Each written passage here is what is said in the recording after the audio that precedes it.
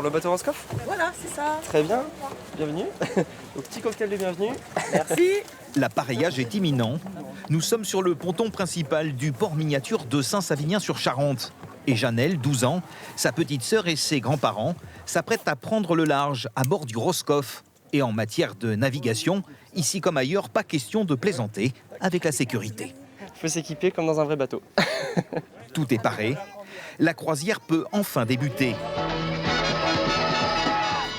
Janelle est à la barre et après une rapide prise en main, le ferry trace sa route pour le plus grand plaisir de ses passagers.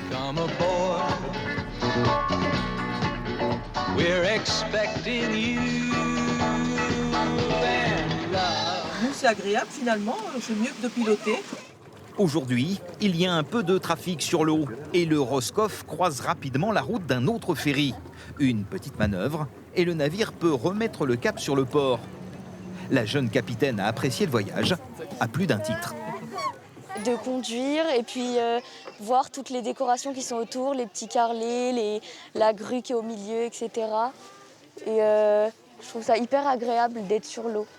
Nicolas aussi a apprécié sa première fois. C'était il y a quelques dizaines d'années. Ça n'a pas changé depuis que je viens, depuis quand j'étais tout petit. Là, donc c'est le plaisir de retrouver ces plaisirs d'enfance là, et de les faire partager à mes neveux et ma fille. Car c'est peut-être aussi cela qui fait la magie du lieu. L'aventure a débuté ici même un 14 juillet 1987, sous l'impulsion du papa de l'actuel propriétaire des lieux. À 15 ans, il a fait son premier bateau et puis il a fabriqué toujours des bateaux. Et puis après, hop, il s'est dit, plus tard quand le lac à Saint-Savinien a existé, ben voilà, je vais proposer, puis je vais changer de vie. Et puis voilà, il a proposé ces petits bateaux. Le parc en compte aujourd'hui une quinzaine, tous réalisés en bois et propulsés par un petit moteur électrique. Une attraction qui draine chaque saison quelques 27 000 visiteurs.